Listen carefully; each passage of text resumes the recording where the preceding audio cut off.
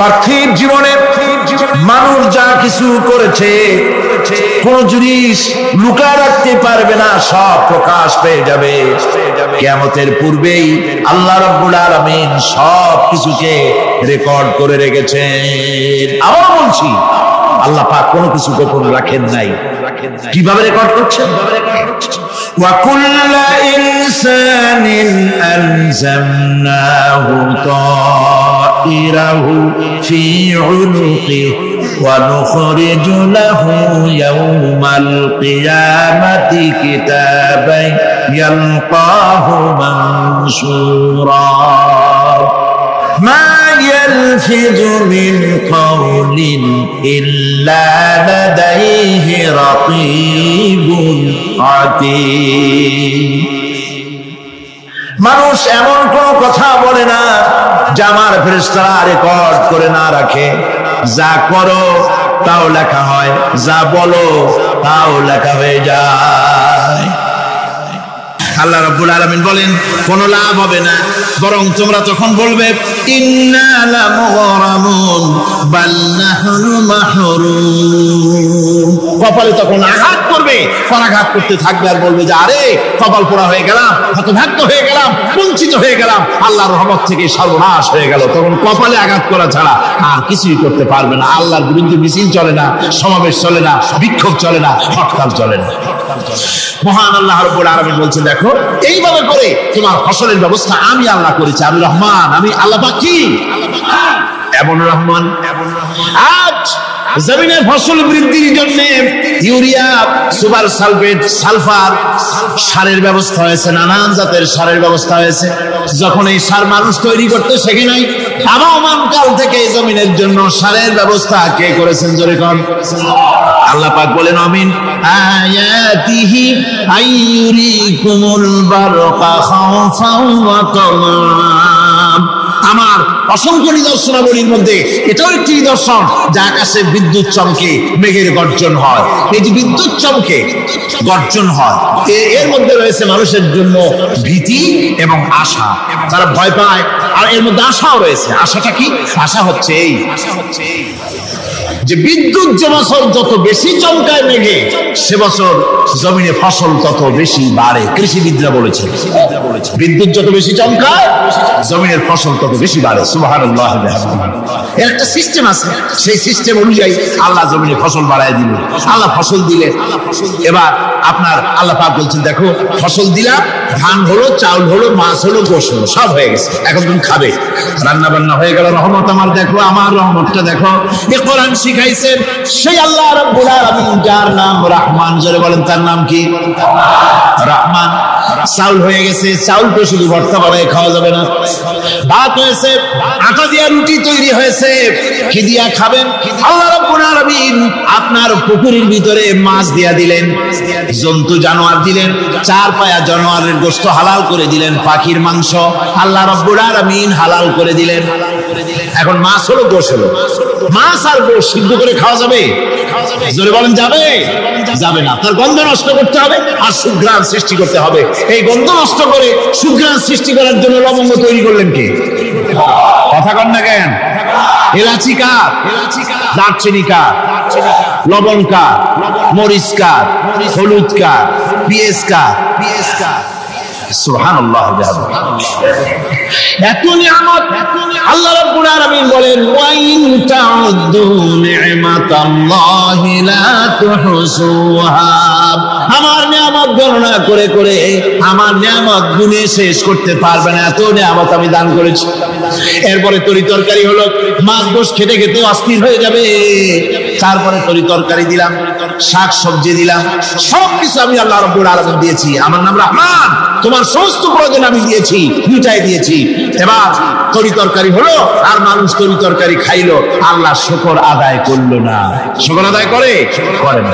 এত সুন্দর মজার কদু, সেই কদু খায়, আর কদু খাইয়া মোসে তাও মারে আর বলে স্বাদের লাউ বানাই মইরে গেল। আল্লাহ শুকর আদায় করে, আল্লাহ নিয়ামতের শুকরিয়া আদায় করে।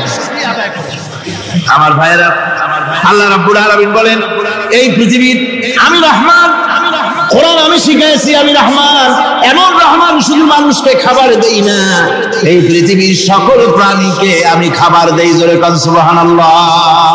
সকল প্রাণীর খাবার কে দেয়? ওয়ামা মিন দাব্বাতিন ফিল আরদি ইল্লা আলাল্লাহি রিজকুহা। এই পৃথিবীর বুকে এমন কোন বিচরণশীল জীব নাই যে জীবের রিজকের দায়িত্ব আমি আল্লাহ গ্রহণ করি নাই। সমস্ত রিজকের দায়িত্ব কে নিয়েছেন? চিল্লায়ে বল আল্লাহ সুবহানাহু ওয়া তাআলা। আচ্ছা আপনি কোন তো দেখি, একজন জমিদার, একজন বড় লোক চৌধুরী, খুব বড় লোক, তার বাড়িতে 20 জন লোক গেছে রাতের বেলায়। 20 জন লোক গিয়ে মেহমান হইল। মেহমান ভাইয়া তারা বলতেছে, সাহেব আমরা তো মেহমান, আমি এক একজন এক এক রকমের খাবার চাইলো। একজন বললো আমি হরিণ খাবো, আর একজনে কয় আমি মুরগি খাবো, আর একজনে বললো আমি খরগোশ খাবো, আর একজনে বললো আমি হাতি খাবো, আর একজনে বললো আমি ছাগল খাবো। 20 জন মানুষের ভিতরে 20 রকমের খাবার চাইলো। একজনে কয় বোয়াল মাছ খাবো, আর একজনে কয় রুই মাছ খাবো। 20 জনে 20 রকমের খাবার দাবি করলো। বলেন জমিদার তো বাড়ির ধারে, জমিদারের বাপ, সেও কি পারবে 20 জনকে 20 রকমের খাবার পরিবেশন করতে? কোন প্রস্তুতি ছাড়া পারবে? পারবে। কোন প্রস্তুতি ছাড়া, কোন প্রস্তুতি ছাড়া, জমিদার হোক রাজা বাদশা হোক, 20 জন মানুষের খাবার 20 রকমের দিতে পারে না। আর আল্লাহ এমন রহমান, এই পৃথিবীর লক্ষ কোটি কোটি জাতির প্রাণীকে কোটি কোটি রকমের খাবার আল্লাহ রাব্বুল আলামিন পরিবেশন করতেছেন। সাপের খাবার একরকম, ব্যাঙের খাবার আর এক রকম। ব্যাঙে যা খায় সাপে তা খায় না, সাপে যা খায় ব্যাঙে তা খায় না। হাতির খাবার, গন্ডারের খাবার, ভল্লুকের খাবার, বাঘের খাবার, সিংহের খাবার, মানুষের খাবার, ছাগলের খাবার, মুরগির খাবার, মশার খাবার, শালপোকার খাবার, সমস্ত খাবার ভিন্ন ভিন্ন। আবার সমস্ত খাবারের মজা আল্লাহ রাব্বুল আলামিন আলাদা আলাদা করে দিয়েছেন। এমন রহমান, আপনার পেট ভরবেন শুধু স্বাস্থ্য বাড়াবার জন্য পেট ভরে খাওয়া দরকারটা ছিল। আল্লাহ পাক দেখলেন যে না, শুধু পেট ভরলে তো এরকম খাইতে চাইবে না, তাই আল্লাহ রাব্বুল আলামিন জিহ্বা দিয়ে দিলেন যাতে করে মজা লাগে আর খায়। সব রকমের মজা, এক এক গোশতে, এক এক মাছে, এক এক তরকারিতে এক এক রকম মজা না, সব রকম মজা, সব এক রকম মজা, ভিন্ন ভিন্ন রকমের মজা। আল্লাহ পাক বলেন আমি রহমান, দেখো আমি কিভাবে খাওয়াই। ওয়া কাইয়্যিম মিন দাব্বাতিন লা তাহমিলু রিজকুহা আল্লাহু ইয়ারযুকুহা ওয়া ইয়্যাকুম। এই পৃথিবীতে এমন অনেক বিচরণশীল জীব আছে যে প্রাণীরা নিজের জন্য কোনো সঞ্চয় করে না, সঞ্চয় করে শুধুমাত্র পৃথিবীর মানুষ। আর পিঁপড়ায় কিছু সঞ্চয় করে। অন্যান্য বহু প্রাণী আছে যাদের কোনো সঞ্চয় নাই। কি বলেন, পাতিশিয়ালের কোনো ব্যাংকে অ্যাকাউন্ট আছে নাকি? না। শীতের মৌসুমে পাতিশিয়াল আইসা ব্যাংকের ম্যানেজারকে বলে না যে কয়েকটা মুরগি আনছি, আমার নামে একটা অ্যাকাউন্ট ওপেন করো। বৃষ্টির সময় আমি যেন উঠাইয়া পাইকারি ধরে খাইতে পারি। ওর কোনো খাবার নাই, সঞ্চয় নাই, এ ধরনের পাখির সঞ্চয় নাই, পশুর সঞ্চয় নাই।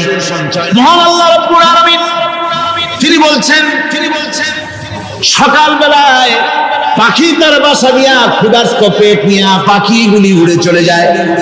সাপটার গর্ত থেকে বের হয় খালি পেটে, পাতি শৃগাল খালি পেট নিয়ে গর্ত থেকে বেরিয়ে যায়। টিভির মতো অত বড় প্রকাণ্ড প্রাণী, হাতির মতো প্রকাণ্ড প্রাণী, গরিলা, শিম্পাঞ্জি, ওরাংওটাং, পিঁপড়া থেকে শুরু করে নিয়ে প্রকাণ্ড টিভি পর্যন্ত সমস্ত প্রাণীগুলি সকালবেলায় খালি পেটে বেরিয়ে যায়। সারাদিন ঘোরাঘুরির পর আল্লাহ সুবহানাহু ওয়া তাআলা বলেন সন্ধ্যাবেলায় সমস্ত প্রাণীর পেটগুলি ভরে আমি আল্লাহ তাদের বাসায় ফিরাইয়া দেই। আমি রহমান, এভাবে করি আমি আল্লাহ রাব্বুল আলামিন খাবারের বন্দোবস্ত করি, পড়ার বন্দোবস্ত করি, থাকার ব্যবস্থা করি। ইয়া আইয়ুহান নাসু যকুরু নি'মাতাল্লাহি আলাইকুম হাল মিন খালিকিন গায়রুল্লাহ ইয়ারযুকুকুম মিনাস সামাই ওয়াল আরদ।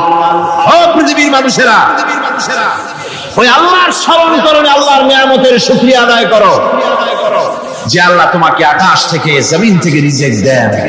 ওই আল্লাহ ছাড়া আছে কি কেউ যে তোমাকে আকাশ থেকে রিজিক দেয়? জমিন থেকে রিজেক্ট দেয়, লা ইলাহা ইল্লা হুয়া ফান্না তুফাকুন। ওই আল্লাহ ছাড়া কোনো ইলাহা নাই, কেন তোমরা বিভ্রান্ত হও? সে আল্লাহর দিকে ফিরে আসো। আল্লাহ বলছেন, এভাবে আমি সমস্ত পৃথিবীর মানুষের রুজি রুটির বন্দোবস্ত করি, সমস্ত প্রাণীর রুজি রুটির ব্যবস্থা করি, আমি সেই রহমান। সুবহানাল্লাহ। ওয়া ইলাহুকুম ইলাহু ওয়াহিদ লা ইলাহা ইল্লা হুয়ার রাহমানুর রহিম। এই হচ্ছেন তোমাদের আল্লাহ। সুবহানাল্লাহ। আল্লাহ বলছেন, ওয়া ইলাহুকুম ইলাহু ওয়াহিদ, তিনি হচ্ছেন এক আল্লাহ, এক ইলাহ, যিনি ছাড়া কোনো ইলাহা নাই। তিনি হচ্ছেন রহমান। তিনি কি? রহমান। তিনি হচ্ছেন রহিম। তিনি তোমাদের সব কিছুর ব্যবস্থা করে দিয়ে থাকেন, কোন জিনিস তোমাদেরকে বঞ্চিত করেন না। এই রহমান এমন রহমান যিনি তোমাদের সমস্ত নিয়ামত পূর্ণ করেন। আর রহমান এমন রহমান যে শুধু আপন আপন লোক দেখে তালাশ করে করে দেয় না, সকলকে দেয়। যারা নামাজ পড়ে তাদের দালান কোটা বেশি হয়, যারা তাহাজ্জুদ পড়ে তাদের ব্যাংকে টাকার অভাব নাই, যারা হজ করে যাকাত দেয় তারা টাকার জ্বালায়, পয়সা কড়ির জ্বালায় অস্থির। এরকম নাকি? না, বরং নামাজ রোজা হজ যাকাত যারা করে বেশি খাঁটি মুসলমান, তাদের অভাব অভিযোগ আরো বেশি। যাদের কাছে নামাজ নাই, রোজা নাই, আল্লাহ পরকালের চিন্তা নাই, তাদের টাকা পয়সা, সোনা দানা, জায়গা জমিন, সৌন্দর্য, সুখ আর আরো অনেক বেশি। বরং এদের কম। আপন লোকের চাইতে শত্রুকে বরং আল্লাহ পাক বেশি দেন। আপন লোক মানে যারা দিনদার, ইমানদার, পরেজগার, নামাজি, এরা বরং কম পায়, ওরা বরং বেশি পায়। এমন কেউ নাই পৃথিবীতে শত্রুকে ডেকে বলবে আয় তোরেও দেই, কেউ নাই, একমাত্র আল্লাহ রাব্বুল আলামিন যিনি সকলকে দেন। এই পৃথিবীর কোন মূল্য আল্লাহ রাব্বুল আলামিনের কাছে নাই, একটা মশার দানার তুল্য মূল্য নাই। সেজন্য আল্লাহ পাক সকলকে নিয়ামত দেন, সকলকে ব্যবস্থা করেন। তাই এই কোরআন শরীফ আল্লাহ পাক তার মানুষের প্রতি এত দয়া মানুষের প্রতি, যে আল্লাহ পাকের দয়াটা কার? জোরে চিল্লায় কেন? দয়াটা কার? এত দয়া যে আল্লাহ পাকের মানুষের প্রতি রাস্তা চলার জন্য রাস্তা তৈরি করে দিলেন।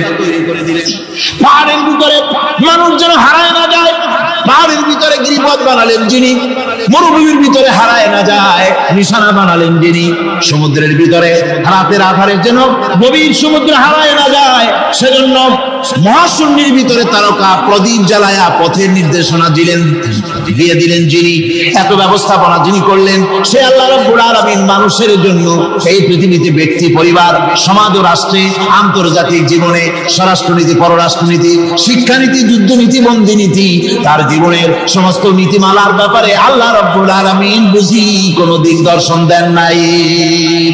দিয়েছেন কিনা?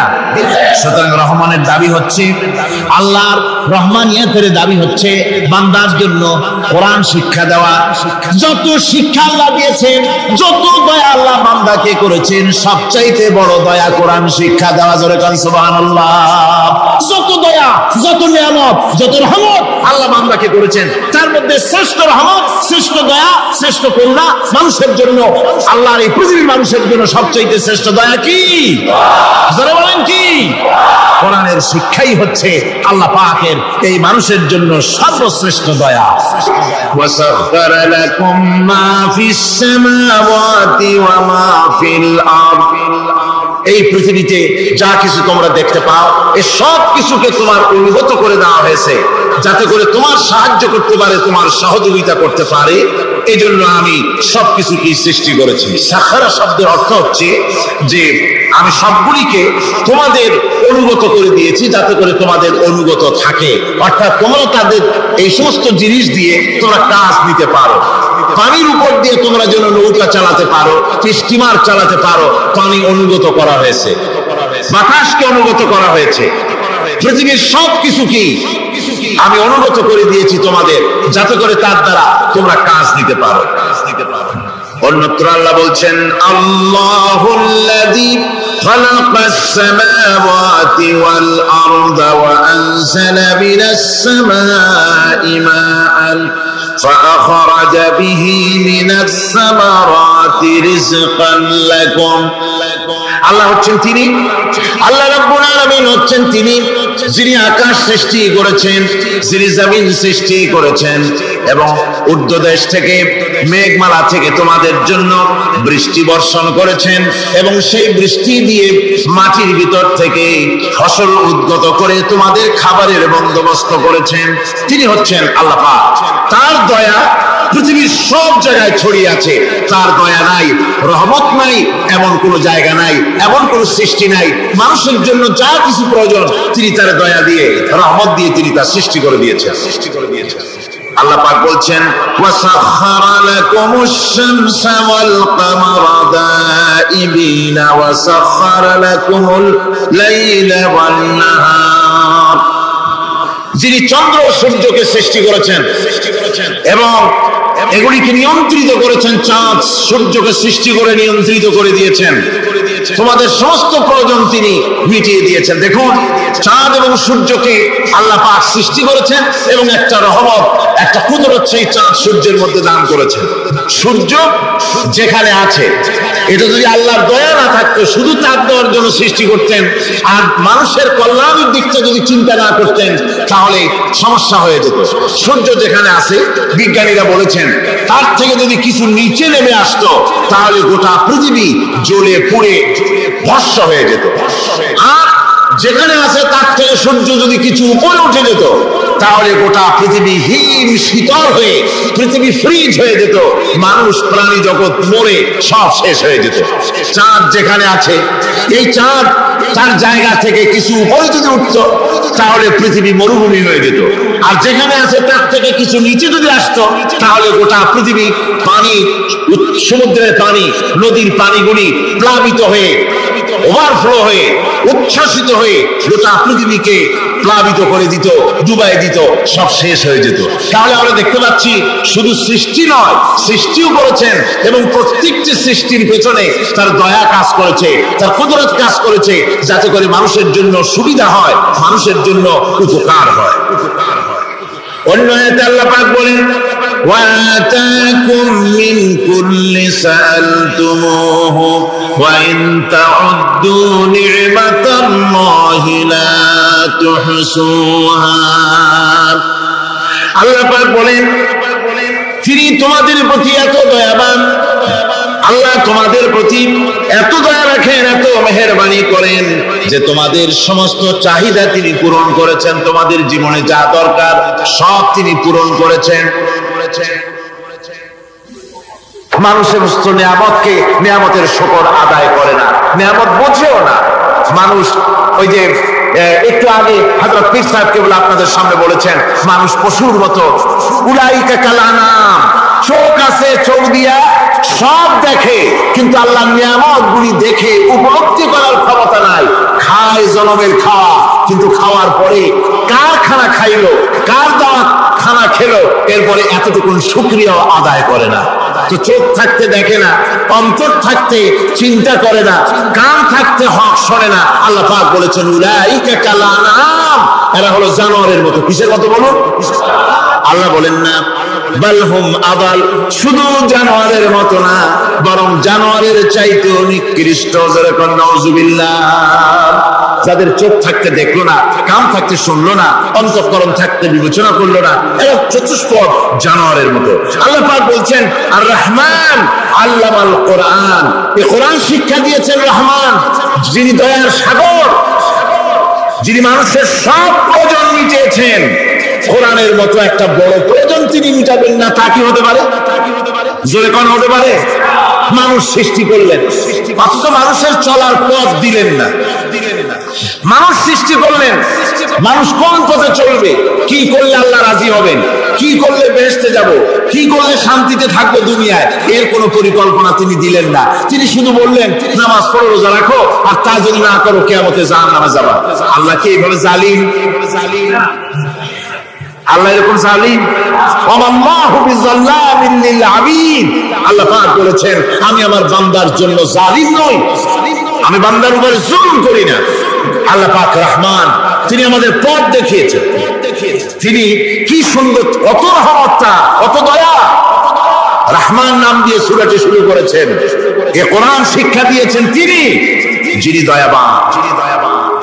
আল্লাহ রাব্বুল আলামিন বলেন الذي جعل لكم الأرض مهدا وجعل لكم فيها سبلا لعلكم تهتدون তিনি আল্লাহ যিনি তোমাদের জন্য এই পৃথিবীটাকে সমতল করেছেন, এই পৃথিবীটাকে সুন্দর করেছেন, সমতল করে দিয়েছেন। আর তোমাদের চলার জন্য তিনি রাস্তা তৈরি করেছেন, সমতল জমিনের উপরে পথ করে দিয়েছেন, পৃথিবীটাকে সমতল করেছেন, মাটিটাকে সুন্দর করেছেন, রহমত করেছেন। তিনি পৃথিবীর মানুষকে বসবাসের জন্য একটা পৃথিবী বানালেন, কিন্তু সেই পৃথিবীতে সেই মাটিটা এমন হলো যেখানে এত শক্ত যা বিল্ডিং করা যায় না, যেখানে মাটি খোসা যায় না, জমিন চাষ করা যায় না। জমিন কি এরকম শক্ত? জোরে বলেন, এরকম শক্ত? এরকম শক্ত না। আবার বৃষ্টি পড়লে যে কাদা হয়, ওই রকম যদি জনমের মতো আল্লাহ কাদা বানায় দিতেন যে মানুষ দাঁড়াইতেই পারে না, কাদার মধ্যে ডুবে যায়, এরকম যদি অবস্থা হতো তাহলে এই পৃথিবীর এই জমিনের উপরে মানুষ বাড়ি ঘর বানাইতে পারতো না। ঠিক কিনা কর? আল্লাহ পাক বলছেন আমি একটা ভারসাম্যের মাধ্যমে এই পৃথিবীকে, এই জমিনকে সৃষ্টি করেছি, এবং এই জমিন যেন তোমাকে নিয়ে নড়াচড়া করতে না পারে সেজন্য আমি পাহাড় দিয়েছি। পাহাড়গুলিকে কিলকের মতো, পেরেকের মতো খিল মেরে দিয়ে পৃথিবীটার ভারসাম্য রক্ষা করেছি, যাতে করে তোমাকে নিয়ে টালমাটাল হতে না পারে। এই সুন্দর করে পৃথিবীটা বানালাম। তারপরে وَلَقَدْ مَكَّنَّاكُمْ فِي الْأَرْضِ وَجَعَلْنَا لَكُمْ فِيهَا مَعَائِشَ قَلِيلًا مَا تَشْكُرُونَ। আল্লাহ পাক বলেন আবার দেখো, এই জমিনে আমি তোমাদেরকে প্রতিষ্ঠিত করেছি, আর জমিনের উপরে তোমরা যাতে রুজি রোজগার করতে পারো সে ব্যবস্থাও আমি করে দিয়েছি। জমিন সৃষ্টি করেছি, আবার রুজি রোজগার করবে সে ব্যবস্থাও আমি তোমাদের জন্য করে দিয়েছি। এই পৃথিবী তুমি চাষাবাদ করবে, তাতে ফসল হবে সে ব্যবস্থা করে দিয়েছি, বাড়িঘর বানাবে সে ব্যবস্থা করে দিয়েছি। তারপরে পৃথিবীর এই মাটির নিচে তোমার জন্য সম্পদ রেখেছি, সমুদ্রের ভিতরে, নদীর ভিতরে, সেখানেও তোমার জন্য সম্পদ রেখেছি। আমি রহমান সব প্রয়োজন মিটিয়েছি। শুধু এর জন্য নয় যে সৃষ্টি করলাম, ইবাদত করলাম আর জাহান্নামে পাঠিয়ে দিলাম, তা তো না। তোমাকে আমি সৃষ্টি করেছি, তোমার প্রয়োজন, যত প্রয়োজন তোমার ছিল জীবনে, সমস্ত প্রয়োজনগুলি আমি মিটিয়েছি। আল্লাহ পাক বলছেন وَهُوَ الَّذِي سَخَّرَ الْبَحْرَ لِتَأْكُلُوا مِنْهُ لَحْمًا طَرِيًّا وَتَسْتَخْرِجُوا مِنْهُ حِلْيَةً تَلْبَسُونَهَا। আল্লাহ পাক বলেন এই সমুদ্রকে আমি আল্লাহ তোমার নিয়ন্ত্রিত, তোমার নিয়ন্ত্রণাধীন করে দিয়েছি সমুদ্রকে, আর তার ভিতরে তাজা মাংস, তাজা গোশত তোমার জন্য রেখেছি, খাবার রেখেছি। আবার তুমি পরিধান করতে পারো এমন জিনিসও, ব্যবহারের জিনিস সমুদ্রের মধ্যে রেখে দিয়েছি। তার মানে হলো সমুদ্রের ভেতরে, তার ভিতরে মাছ রয়েছে, টাটকা মাছ আছে, মণিমুক্তা আছে। স্থলভাগে পৃথিবীর মাটির উপরে যত জিনিস আছে, যত নিয়ামত আছে, সমুদ্রের তলদেশে তার কোনো অংশে কম নাই, বরং তার থেকে আরো বেশি আছে। মাটির উপরে যত নিয়ামত আছে, সম্পদ আছে, মাটির তলায় তার থেকে কোনো অংশে কম নাই। অনেক নিয়ামত মাটির তলায় আছে, খনিজ দ্রব্যগুলি মাটির তলায় থাকে। সমুদ্রের তলদেশে অসংখ্য নিয়ামত আল্লাহ রাব্বুল আলামিন রেখেছেন। বলছেন আমি হচ্ছে রহমান, আমার দয়ায় ভরা, আমি তোমার সমস্ত প্রয়োজন আমি আমার দয়া দিয়ে আমি মিটিয়েছি। দরুদ শরীফ পড়েন, সালাতুন ইয়া রাসূলুল্লাহ আলাইকুম, সালামুন ইয়া।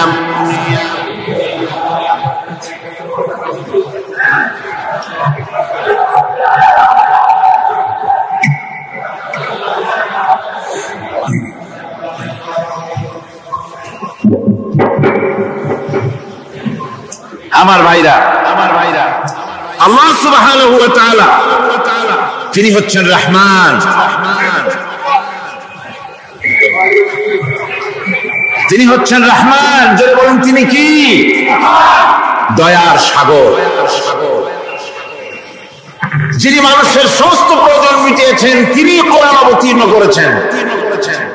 আমি আল্লাহর দয়ার কথা, রহমান শব্দের ব্যাখ্যা আপনাদের সামনে করে সামনে এগোচ্ছি। মাঝখানে যারা হাঁটেন, এর আগেও আপনাদেরকে বহুবার বলা হয়েছে কোরআনে কারীমের তাফসীরের মাহফিল, মাঝখান থেকে হাঁটা চলা কিন্তু বেয়াদবি। জোরে বলেন এটা কি?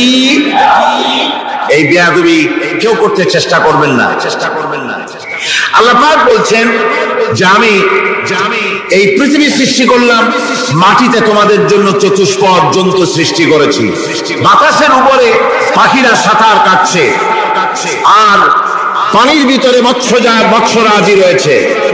এ সমস্ত প্রাণীগুলি আত্মরক্ষার জ্ঞান আমি দান করেছি, তারা তোমাদের জন্য উপকার করে। সেই পশুগুলি পশম দিয়ে তোমাদের কাপড় চোপড় তৈরি হয়, তারপরে তার চামড়া তোমরা পরিধান করো। এই পশুগুলিও তোমাদের জন্য আমি এক নিয়ামত হিসেবে দিয়েছি। লাকুম ফীহা দিফউন ওয়া মানাফিউ ওয়া মিনহা তাআকুলুন। আল্লাহ সুবহানাহু ওয়া তাআলা বলেন, আমি মানুষের জন্য পশু তৈরি করেছি, চতুষ্পদ জন্তু সৃষ্টি করেছি, যার পশম দিয়ে তোমাদের জন্য শীতের পোশাক তৈরি হয়। আপনারা যে এই যে চাদর গায়ে দেন, কম্বল গায়ে দেন, এগুলো কার পশম? পশুর পশম। পশুগুলির, জন্তুগুলির পশম দিয়ে আপনাদের জামা কাপড়গুলি তৈরি হয়। তারপরে এই পশু আপনাদের জন্য বাড়িতে পাহারা লাগায়। আল্লাহ পাক বলছেন, এছাড়া এই পশুগুলি আমি এমন নিয়ামত দান করেছি, সমুদ্রের ভিতরে, জমিনের উপরে, মাটির তলায়, আবার আকাশের উপরে, জমিনের উপরে বিচরণশীল জীবগুলিও তোমার জন্য তৈরি করেছি। ওয়াতাহমিলু আসফালাকুম ইলা বালাদিন লাম তাকুনু বালিগিহি ইল্লা বিশাক্কিল আনফুস। আল্লাহ পাক বলেন, এই পশুগুলি তোমাদের আরো অনেক উপকারে আসে। তোমাদের বোঝাগুলি, বড় বড় বোঝাগুলি তারা এক শহর থেকে আর এক শহরে, দূর থেকে দূরান্তরে পিঠে করে তারা বহন করে নিয়ে যায়, যা তোমরা বহন করতে পারতে না। তোমাদের জন্য দারুণ কষ্ট হতো, মুসিবত হতো। এই ধরনের বোঝাগুলি, পশুগুলি তোমাদের জন্য বহন করে নিয়ে যায়। গাধা, ঘোড়া, হাতি, আপনাদের বোঝাগুলিকে, বিরাট বিরাট বোঝা যা টানতে ট্রাক লাগে, মানুষের জন্য কষ্ট হয়, এই বোঝাগুলিও এই পশুর দ্বারা আল্লাহ পাক বহন করায় থাকে। আল্লাহ পাক বলছেন, ইন্না রাব্বাকুম লারাউফুর রাহিম। নিশ্চয়ই তোমাদের রব, তিনি তোমাদের প্রতি অত্যন্ত দয়াশীল, তার দয়া পৃথিবীর চতুর্দিকে ছড়িয়ে আছে। তিনি আমাদেরকে এই কোরআন নাযিল করেছেন, এই কোরআন আমাদেরকে শিক্ষা দিয়েছেন এমন এক রহমান, যার দয়া পৃথিবীর চতুর্দিকে সর্বত্র ছড়িয়ে আছে। আল্লাহর দয়া চতুর্দিকে কি ছড়িয়ে আছে? আল্লাহর দয়া, আল্লাহর মহব্বত, আল্লাহর করুণা সর্বত্র ছড়িয়ে আছে। আল্লাহ পাক বলছেন, পশু সৃষ্টি করলাম, পশুগুলি তোমাকে পাহারা দিল, তার গোশত তোমরা খেলে, তাকে দিয়ে তোমরা মাল বহন করলে, তার পশম দিয়ে জামা কাপড় বানালে।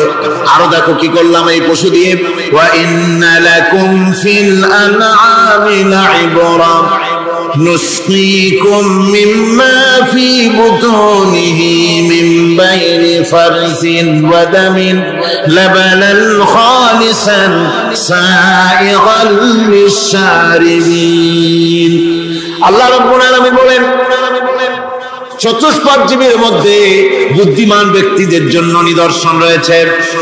যারা বুদ্ধিমান তাদের জন্য নিদর্শন রয়েছে। দেখো, তোমার গাভীগুলি, এগুলি জমিনের ঘাস খেলো। এই ঘাস খাওয়ার পর তার শরীরের ভিতরে রক্ত তৈরি হলো, পেশাব হলো, ময়লা হলো।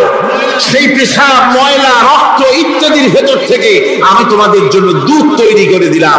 যেখান থেকে পেশাব বের হলো, পায়খানা বের হলো, তার পাশের থেকে স্বচ্ছ, সুন্দর, সুমিষ্ট, সুস্বাদু দুধ আমি তোমাদের জন্য বের করে দিলাম। সুবহানাল্লাহ। দেখুন, এই দুধ আল্লাহ পাক তৈরি করলেন। কাগজ তৈরি হয় যে মিল, কলকারখানায়, পেপার মিল। আপনারা যদি কোনো পেপার মিলে জানতো, যে দেখবেন কাগজ তৈরি হয় গাছ দিয়ে। এই গাছগুলি মিলের মধ্যে, মেশিনের মধ্যে ঢুকানো হয়। মেশিনের ভিতরে গাছটা ঢুকে মেশিনের তাপে, বৈদ্যুতিক তাপে এই গাছগুলি গলে যায়, পানি হয়ে যায়। তারপরে ছাকনা থাকে, লেদ থাকে, কয়েকটা নেট থাকে, সেই শাকনাগুলির ভিতর থেকে ছেঁকে এরপরে সেই পানিটা চলে আসে প্লেটের উপরে, এসে আস্তে আস্তে শক্ত হতে হতে সেটা কাগজে পরিণত হয়ে যায়, পানিটা আস্তে আস্তে কাগজে পরিণত হয়ে যায়। তো এই কাগজ তৈরি করতে গিয়ে কাগজটা থেকে যে শাকনাগুলি দেওয়া হলো, নেট দেওয়া হলো, যাতে করে কোনো আবর্জনা না যায়, সেজন্য এতগুলি নেট সিস্টেম আছে, এতগুলি শাকনার সিস্টেম আছে। কিন্তু তারপরেও এত সাবধানতা সত্ত্বেও আমরা দেখি কাগজে লিখতে গেলে কাগজের মধ্যে নিটের সাথে এক্সিডেন্ট হয়ে যায়, এ ধরনের আবর্জনা কাগজের মধ্যে দুই একটা থেকে যায়, অনেক কাগজের মধ্যে এরকম পাওয়া যায়, যায় কিনা ভাই? এবার আপনি দেখেন, কাগজ তৈরি করার জন্য মিল কলকারখানার ভিতরে পেপার মিলে এতগুলো নেটের ব্যবস্থা থাকে, শাকনার ব্যবস্থা থাকে, তারপরেও আবর্জনা কিছু কাগজের মধ্যে চলে আসে, দুই একটা থেকে যায়। কিন্তু ঘাস খেলো, কুটা খেলো, খড় খেলো, ভুসি খেলো, তিসি খেলো, গাবিতে খেলো, খাওয়ার পরে আল্লাহ রাব্বুল আলামিন এ দিয়ে দুধ বানালেন, এ দিয়ে পায়খানা হলো, পেশাব হলো, রক্ত হলো। দুধ যখন দহন করলেন, দুধ দহন করার সময় একটা ঘাসের কণাও কি তার মধ্যে পেয়েছেন? পাওয়া গেছে? যায় নাই। অথচ দুধ থাকে যে বাটের মধ্যে, ওটা কি বলে? ওলান বলে না? যে ওলানের ভিতরে দুধ থাকে, ওইটা কাটে দেখেন, জমাও করে, গরু জমাও করে ওলানটা কাটে দেখে ওর ভিতরে কোনো নেট আছে, কোন জাল আছে, কোন শাকনার ব্যবস্থা আছে? কিচ্ছু নাই। সুবহানাল্লাহ কইতে ইচ্ছে করে না ভাইরা? আল্লাহ রাব্বুল আলামিন বলেন, এইভাবে করে পশুর ভিতরে তোমার জন্য কত, এক পশুতে কত উপকার করলাম, গোশত খাওয়ালাম, চামড়া দিয়ে জামা বানাই দিলাম। প্রচন্ড শীত পড়ে যেখানে, কানাডায়, ইউরোপে, আমেরিকায় প্রচন্ড শীত পড়ে কোন কোন এলাকায়, দক্ষিণ আমেরিকায় কানাডার একটা এলাকা আছে যেখানে এবার আমি সফর করে এসেছি। 12 মাস বরফ পড়ে সেখানে, বরফ আর বরফ ছাড়া কিছু নাই, সমস্ত রাস্তাঘাট সব বরফ আর বরফ। সেখানে এই প্রচন্ড শীতের ভিতরে মানুষ কিভাবে থাকবে? সুতা দিয়ে তৈরি করা কাপড়ে শীত কিছুতেই মানতে পারে না। আমি তো গেছি এমন এক জায়গায়, কানাডা এবং আমেরিকা যেখানে ছিলাম, সেখানে শীত ছিল -11 টেম্পারেচার, -11। এখন বুঝেন যে ঠান্ডাটা কি পরিমাণ। মুখের থেকে থুতু ফেললে আপনি চেহারা ফিরাতে পারবেন না, এর মধ্যে আপনার থুতু বরফ হয়ে যাচ্ছে। এই রকমের প্রচন্ড ঠান্ডায় সব রকমের কাপড় চোপড় যা ছিল এগুলো সব কিনে গায়ে দিয়ে আমি 1-3 হয়ে গেছি ফুলিয়া। তারপরেও আমার মনে হচ্ছে ঠান্ডা আমার হাত দিয়ে স্পর্শ করতেছে। তাহলে বরফের দেশ যেটা, এস্কিমোরা যেখানে বাস করে, সেই মানুষগুলির অবস্থা কি? ওই এস্কিমোরা যেখানে বাস করবে, 12 মাস যেখানে বরফ পড়বে, ওই জায়গার মানুষগুলো কি করে, কি গায়ে দিয়া বাঁচবে? এ পরিকল্পনা, এই চিন্তা দুনিয়ায় কেউ করে নাই, রহমান করেছেন। আল্লাহ রাব্বুল আলামিন পশু তৈরি করেছেন, পশুর গায়ে পশম দিয়েছেন, চামড়া দিয়েছেন, সেই জায়গার মানুষগুলি চামড়া দিয়া জামা তৈরি করে গায়ে লাগায়, শীত ঢোকে না। সুবহানাল্লাহ। চামড়া দিয়ে জামা তৈরি হচ্ছে, কাপড় চোপড় তৈরি হচ্ছে। আল্লাহ বলেন এভাবে করে কত কিছু হলো। চামড়া দিয়া জামা বানাইলা, পশম দিয়ে শাল তৈরি করলে, কম্বল তৈরি করলে, বস্তুগুলো পাইকারি ধরে খাইলে জম্মের খাওয়া, তারপরে হাড্ডিগুলি দিয়ে শার্ট তৈরি করলে। এই পশু তোমাকে পাহারা দিল বাড়িতে, কুত্তায় সারা রাত পাহারা দেয় তোমার বাড়িতে। কুত্তা আবার পুলিশেও চাকরি করে। ইংল্যান্ডে, লন্ডনে দেখেছি আপনার, সেখানে কুকুর, ওকে ট্রেনিং দেওয়া হয়, কুকুর পুলিশে চাকরি করে। কোন কোন পুলিশ আছে হাবিলদার, সাব ইন্সপেক্টর, তবে কুত্তা জানে না যে সাব ইন্সপেক্টর কিনা আসে। বিভিন্ন বিভাগ তাকে দেওয়া হয়েছে এবং তারা এত নির্ভরযোগ্য, শুধুমাত্র চোরের ছবি আর তার ব্যবহৃত জামা কাপড় একটুখানি নাকে শুকায় দিলে কুত্তাকে, পুলিশ আর যাওয়া লাগবে না। এই কুত্তা পুলিশই যথেষ্ট। খুঁজা চোর যদি একবার তার নজরে এসে যায়, আর ছাড়াছাড়ি না, তাকে হাজির করবে, পুলিশের সামনে এনে হাজির করবে। তো এই কুকুর বাড়িতে পাহারা দিচ্ছে আপনার জন্য, তারপরে পুলিশের দায়িত্ব পালন করতেছে। মানুষ মরে গেলে কোথায় মরেছে সেগুলি সন্ধান করে নিয়ে আসতেছে, মাইন কোথায় পোতা আছে তা খুঁজে নিয়ে আসতেছে। কত উপকার আল্লাহ পাক করছেন। আল্লাহ পাক বলছেন, দেখো বান্দা, তোমার জন্য এই ধরনের অসংখ্য নিয়ামত আমি দান করেছি। আর এই নিয়ামত গুলি কার থেকে আসছে? ওয়ামা বিকুম মিন নি'মাতিন ফামিনাল্লাহ। যত নিয়ামত বান্দা তোমার জন্য তুমি পেয়েছো, সমস্ত নিয়ামত আমি আল্লাহ রাব্বুল আলামিনের পক্ষ থেকে এসেছে। সব নিয়ামত কে দিয়েছেন? জোরে বলেন, কে দিলেন? আল্লাহ পাক দিলেন। আল্লাহ পাক বলেন, এইভাবে করে আমি আমার নিয়ামত দিয়ে, রহমত দিয়ে তোমাকে আমি সৃষ্টি করেছি, তোমাকে লালন পালন করতেছি। একটি মানুষ যতই সংকীর্ণ এবং অসভ্য জীবন যাপন করুক না কেন, সে পৃথিবীতে যেখানে বসবাস করে সেখানে বসে সে অন্তত তার চতুর্দিকে কত নিয়ামত সে লাভ করতেছে তা সে চিন্তা না করে পারে না। সে যদি চিন্তা করে তাহলে অবশ্যই এগুলি তার জ্ঞানের মধ্যে আসবে।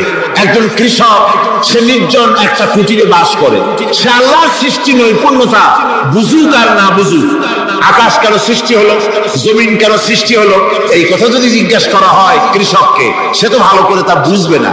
কিন্তু অন্তত এতটুকু কথা একটা মূর্খ, একজন চাষি যে প্রত্যন্ত একটা অঞ্চলে বাস করে, একটা নিবিড় পল্লীতে বাস করে, অজপাড়াগায় বাস করে, কোন শিক্ষার আলো পৌঁছায় নাই, স্কুল নাই, কলেজ নাই, বিদ্যুৎ নাই, হসপিটাল নাই, রাস্তা নাই, টেলিফোনের ব্যবস্থা নাই, এমন একটা জায়গায় একটা নিরেট, একটা মূর্খ, একটা চাষি একটা ঘরের মধ্যে বাস করে। সে পৃথিবীর আল্লাহর সৃষ্টি নৈপুণ্যতা আর কিছু বুঝুক আর না বুঝুক, এতটুকুন কথা তো সে বোঝে যে আমি যদি অসুস্থ হই তাহলে এই গাছপালার পাতা শিকড় বেটে খেলে আমি রোগমুক্ত হয়ে যাই।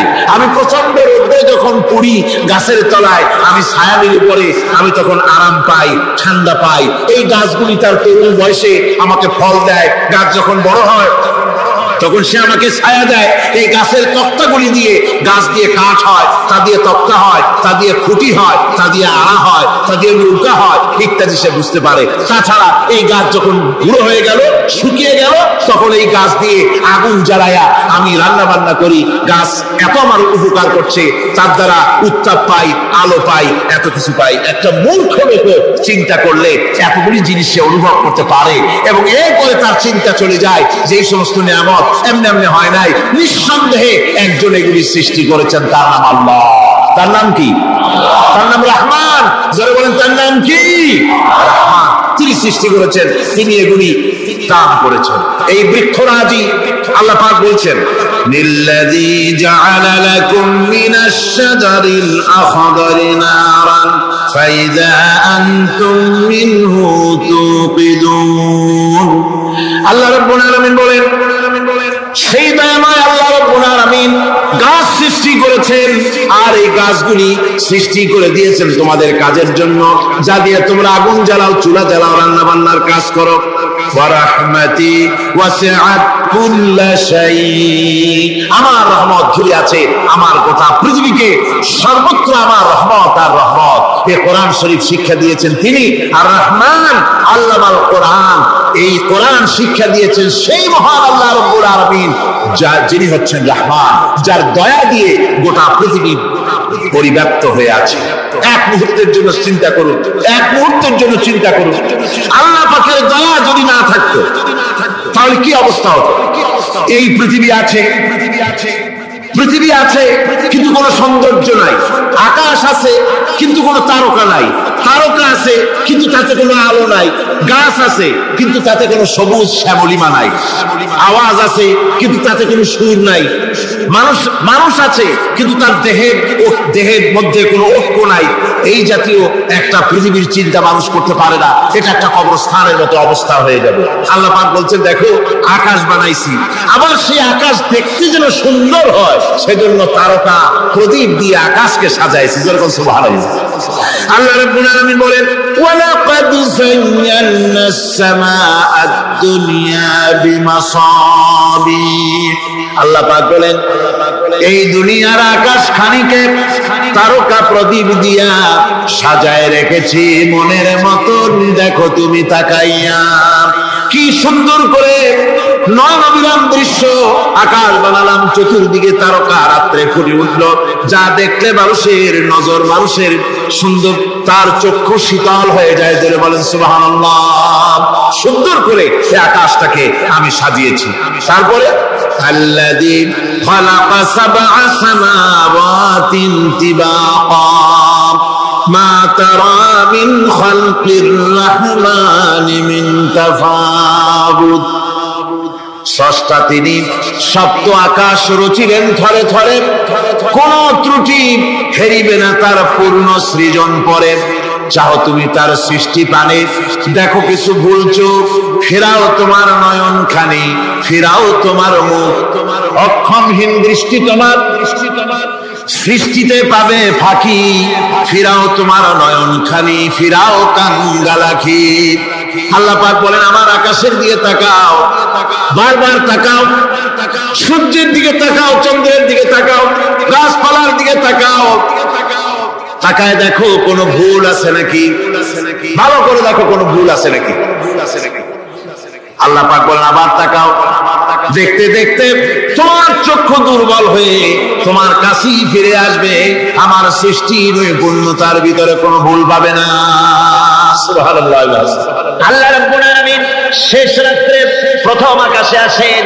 হাদিস শরীফে এসেছে প্রথম আকাশে আল্লাহ রাব্বুল আলামিন এসে দুনিয়ার মানুষকে ডাকেন, কি আছো? গুনাহ করে জীবন বোঝাই করে ফেলেছো, নাফরমানি করেছো, গুনাহ করেছো, অথবা বিপদে পড়েছো, ঋণগ্রস্ত হয়ে পড়েছো, অসুবিধায় পড়েছো, মামলা মোকদ্দমায় পড়েছো, আমার কাছে মাপ চাও, আমার কাছে সাহায্য চাও। এই সময় যে সমস্ত বান্দারা আরামের ঘুমকে হারাম করে আল্লাহর দরবারে কাঁদতে থাকে, তাহাজ্জুদের নামাজ আদায় করে যখন হাত তুলে কাঁদে, আল্লাহ পাক তখন এই দৃশ্য দেখে ফেরেশতাদের বলেন, ও আমার ফেরেশতারা, আমার এই বান্দাগুলি কাঁদে কেন? সমস্ত মানুষ যখন ঘুমানো, এই বান্দাগুলি কাঁদে কেন বলো? ফেরেশতারা বলে, আল্লাহ তুমি তো ভালো করে জানো। ফেরেশতারা বলে, আল্লাহ জান। আল্লাহ পাক বলবেন, তবুও তোমাদের মুখ থেকে শুনতে চাই। ফেরেশতারা তখন বলবে, রব্বুল আলামিন তোমার বান্দা গুনাহ করেছে, জাহান্নামের ভয়তে তোমার কাছে কাঁদতেছে, তোমার ভয়তে কাঁদে, জাহান্নামের ভয়তে কাঁদে। আল্লাহ জিজ্ঞেস করেন ফেরেশতারা, ওরা যে আমার ভয়তে কাঁদে, ওরা কি আমারে দেখছে নাকি? ফেরেশতারা বলেন, না খোদা তোমারে দেখে নাই। আল্লাহ পাক বলেন, ওরা আমার যে জাহান্নামের ভয়তে কাঁদে, ওই জাহান্নাম তারা দেখেছে নাকি? ফেরেশতারা বলে, না আল্লাহ, তোমার জাহান্নাম ওরা দেখে নাই, তোমার বেহেশত কিছুই দেখে নাই। আল্লাহ পাক বলেন, আমার ফেরেশতারা এই বান্দাগুলি আমার দোজখ দেখে নাই, আমাকে দেখে নাই, হাসর মিজান সিরাত কিছুই দেখে নাই, শুধু কোরআনের কথা শুনে, আমার নবীর কথা শুনে, আমার কোরআনের কথা শুনে বিশ্বাস করে আরামের ঘুমকে হারাম করে কিভাবে কাঁদতেছে তাকায় দেখ। আমার রহমতের দরিয়ায় জোশ মেরে গেছে, তোরা সাক্ষী থেকে যা, আমার ওই ক্রন্দনরত বান্দাগুলিকে আমি আল্লাহ মাফ করে দিলাম। আমার ভাইরা, আল্লাহ পাক বলেন, মান হুয়া কানিতুন আনা আল-লাইলি সাজিদাও ওয়া কাইমা। আল্লাহ রাব্বুল আলামিন বলেন, সিজদার ভিতরে আর দাঁড়ানোর ভিতরে আমার এই বান্দাগুলি আখিরাতে আমার সঙ্গে দেখা করা লাগবে এই ভয়তে, জাহান্নামের ভয়তে তারা কাঁদে, এভাবে কাঁদতে থাকে। আর আল্লাহ পাক ওই সময় তাদের গুনাহ মাফ করতে থাকেন। কোরআনে কারীমের ভিতরে আল্লাহ পাক বলেন, সারা রাত ঘুমাতে আল্লাহ নিষেধ করেছেন, সারা রাত যেন ঘুমায়ো না, পাইকারি ধরে ঘুমায়ো না, একটু জাগো। ওয়াজকুর ইসমা রাব্বিকা বুকরাতাম ওয়া আসীলা। সকাল এবং সন্ধ্যায় তোমার প্রভু তোমার রবের জিকির করো, স্মরণ করো। ওয়া মিনাল লাইলি ফাসজুদ লাহু ওয়া সাব্বিহু লাইলান তাওয়িলা। তোমার রাতের বেলায় রাতের একটা অংশ সিজদায় অবনত হও, আর রাতের দীর্ঘ সময় ঘুমায় থেকো না, হয় একটা লম্বা সময় ঘুমাও, কিন্তু একটা অংশ রাখো যে সময় তুমি আমার দরবারে সিজদায় পড়ে যাবে, কাঁদবে। আমার বন্ধুগণ, রাতটা ওয়াজআলনাল লাইলা সুবাতা, আল্লাহ রাব্বুল আলামিন ওয়াজআলনা সুবাতা ওয়াজআলনান নাওমা সুবাতা ওয়াজআলনাল লাইলা লিবাসা, ঘুমকে বানাইছেন আল্লাহ শান্তির বাহন, আর রাতকে করেছেন আচ্ছাদন। রাতকে কি করেছেন? আচ্ছাদন। রাতকে একটা পর্দা লাগিয়ে দিয়েছেন, রাতের পর্দা। যেহেতু প্রেম ভালোবাসা ঢোল পিটায় করা যায় না, ঢোল পিটায় প্রেম করা যায় যায় না, মানুষকে দেখায় দেখায় প্রেম ভালোবাসা করা যায় না। এটা হলো দুনিয়ার রীতিনীতি, দুনিয়ায় যেটা মানুষেরা করে। আসল সবচাইতে বড় ভালোবাসার পাত্র হলেন আল্লাহ, মাসুক হলেন আল্লাহ, আশেক হলো মানুষ। আশেক এবং মাসুকের ভিতরে প্রেম বিনিময় হবে, ভালোবাসার আদান প্রদান হবে। কথোপকথন হবে। এজন্য দিনের কোলাহল পূর্ণ অবস্থায় তা হয় না বলে রব্বুল আলামিন বলেন, আমি তোমাদের জন্য রাতকে একটা আচ্ছাদন, একটা পর্দা বানাই দিয়েছি। এই রাতের পর্দার ভিতরে থেকে আমারে ডাকো, আমাকে আমার কাছেই তুমি আমাকে ডাকো, একটা লম্বা সময় নিয়ে আমাকে বলতে থাকো, আমাকে ডাকতে থাকো। আল্লাহ পাক তার নবীকে বলেছেন, ইয়া আইয়ুহাল মুযাম্মিলু কুমিল লাইলা ইল্লা কালিলা। হে চাদর আচ্ছাদিত ব্যক্তি, রাত্রিকালে সালাতে দণ্ডায়মান থাকো, কিন্তু কম, সারা রাত জাগার দরকার। একটা অংশ জাগো, যখন তুমি আমার জন্য কাঁদবে, আমার জন্য সিজদায় পড়ে থাকবে। সাহাবায়ে কেরামদের সঙ্গে রোমকদের লড়াই হতেছে, রোমক সৈন্যরা যুদ্ধে জিততে পারতেছে না কিছুতেই। এরপরে তারা গোয়েন্দা বিভাগের লোক পাঠায় দিল, এদের সঙ্গে জিততে পারে না কেন, একটু খুঁজে দেখে আসো রাতের এরা করেটা কি। গোয়েন্দা বিভাগের লোক সারা রাত ঘুরে ঘুরে তারপরে এসে রিপোর্ট করলো। এরপরে এসে তাদের প্রধানের কাছে রিপোর্ট করলো, আমরা যার কাছে গিয়েছিলাম দেখে এলাম, হুম বিল্লাইলি রাহবানুন ওয়া বিন্নাহারি ফুরসান। আমরা দেখে এলাম যাদেরকে দিনের বেলায় প্রচন্ড শক্তিশালী বীর যোদ্ধা রূপে যাকে যুদ্ধ করতে দেখেছি ময়দানে, রাতের বেলায় দেখলাম ইয়া একেবারে নিতান্ত ফকিরের মতো। কেউ তো সেজদায় পড়ে কাঁদতেছে, কেউ আবার তেলাওয়াত করতেছে, চোখ দিয়া পানি পড়তেছে, আবার কেউ নামাজ পড়তেছে, আবার কেউ হাত তুলে রেখেছে তাদের প্রভুর দরবারে, চোখের পানিতে তাদের চোখ বুক ভেসে যেতেছে। সারাটা রাত তেলাওয়াত আর সেজদা আর নামাজের মধ্যে তারা এভাবে কাটিয়ে দিয়েছে। সেনাপতি এই রিপোর্ট শোনার পরে বললেন, ও গোয়েন্দা বিভাগের লোকেরা, আমার রোমক সৈন্যরা শোনো, যে জাতির নৈতিক মান এত উঠছে, ওই জাতির সঙ্গে যুদ্ধ করা মানে আমাদের আত্মহত্যা করার শামিল। এদের সাথে কিছুতেই আমাদের পক্ষে পারা সম্ভব না। হ্যাঁ, এদের সাথে পারা যাবে যদি এই সম্পর্ক নষ্ট করে দেওয়া যায়। আল্লাহর সাথে তাদের এই গভীর সম্পর্ক যেটা আছে, এই সম্পর্ক নষ্ট করে দিতে হবে, তাহলেই কেবলমাত্র সম্ভব হবে। এদের নৈতিক চরিত্র ধ্বংস করার জন্য প্রচেষ্টা চালাও, তাহলে হয়তো আমরা কামিয়াব হতে পারি। আমার বন্ধুগণ, এই জন্য গভীর রাত্রে যারা ইমানদার ব্যক্তি, তাদের জন্য গভীর রাত্রে জাগার একটা ব্যবস্থা আল্লাহ পাক বলেছেন। ইমানদার ব্যক্তিদের জন্য এটা হলো 2 নম্বরের বৈশিষ্ট্য। ওয়াল্লাযীনা ইয়াকুলুনা রাব্বানা আসরিফ আন্না আযাব জাহান্নাম ইন্না আযাবাহা কানা গরামা। রহমানের বান্দা, খাঁটি বান্দার 3 নম্বরের বৈশিষ্ট্য হচ্ছে তারা আল্লাহ রাব্বুল আলামিনের দরবারে হাত তুলে ফরিয়াদ জানায়, আল্লাহর কাছে মুনাজাত করে।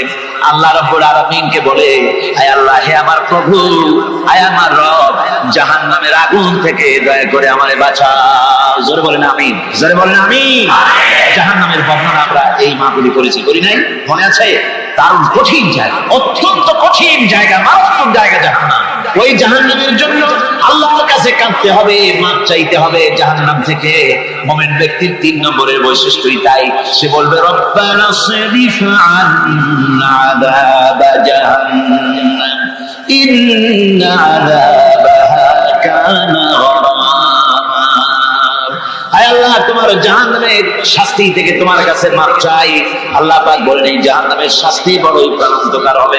ইন্নাহা সাআত মুস্তাকাররান ওয়া মুকামা।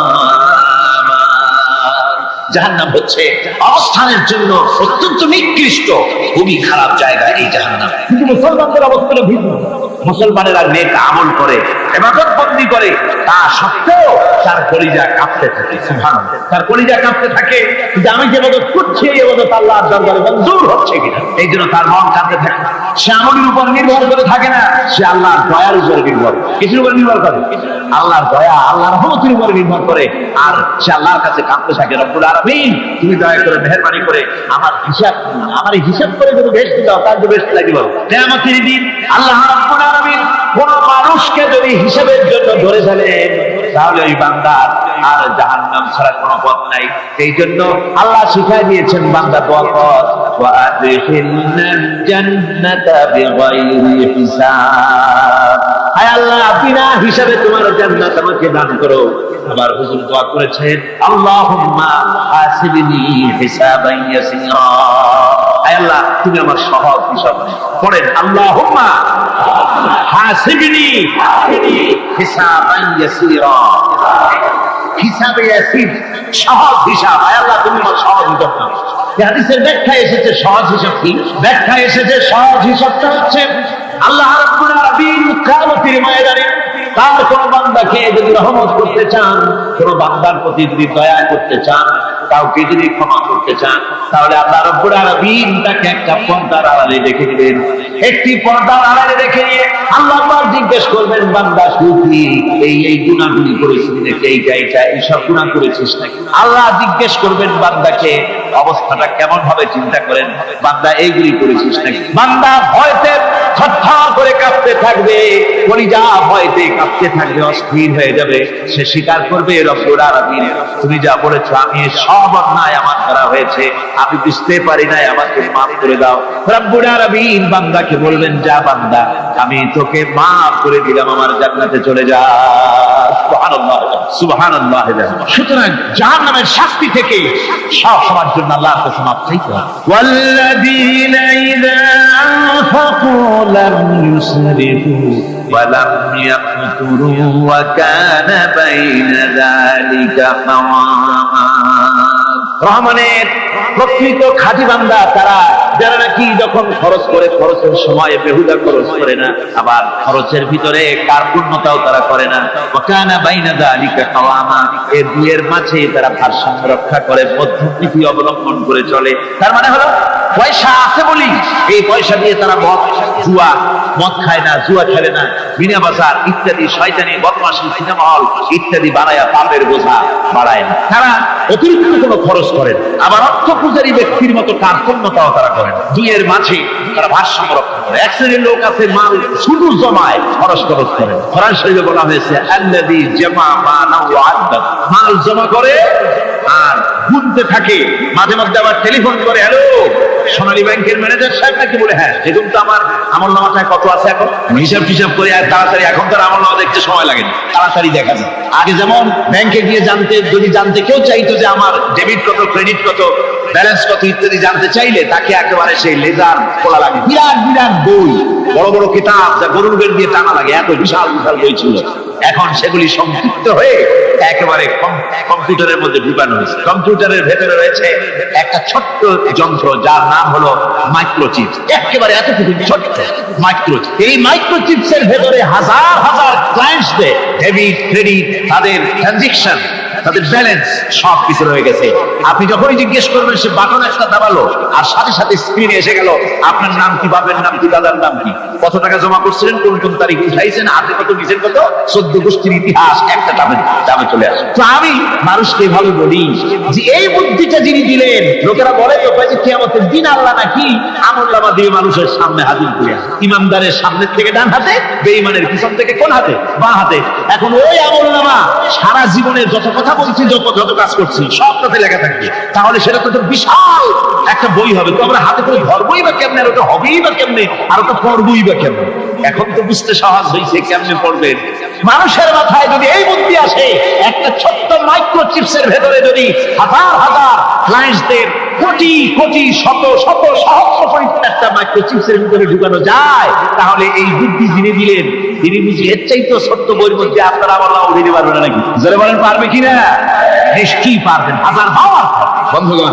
সুতরাং এরা মাল জমা করে আর গনে, জিজ্ঞেস করে ম্যানেজার সাহেব কত হয়েছে, বলে যে এত লক্ষ এত। তখন আবার চিন্তা হয় যে আরো কত টাকা জমাইতে পারলে কোটি হয়, তারপরে আরো 200 কোটি হয়। এভাবে তারা জমাইতে থাকে, খরচ করে। তো এ ব্যাপারে সন্তানের জন্য, সন্তানদের জন্য খরচ যেটা লাগে সেটা স্ত্রী পুত্র সন্তান আত্মীয় স্বজন যে আছে যা, তাদের জন্য যে পরিমাণ খরচ করা লাগে তা যদি না করে তাহলে এটা হচ্ছে বখিলি। আর খরচ করতে গিয়ে যদি বেশি করে তাহলে সেটা হচ্ছে বেহুদা খরচ। এখন এই বেহুদা খরচ থেকে আমাদেরকে বাঁচতে বলা হয়েছে। বিষয়টা হচ্ছে নিজের আত্মীয় স্বজন সন্তান সন্ততির জন্য খরচ করতে হবে যা লাগে তাই।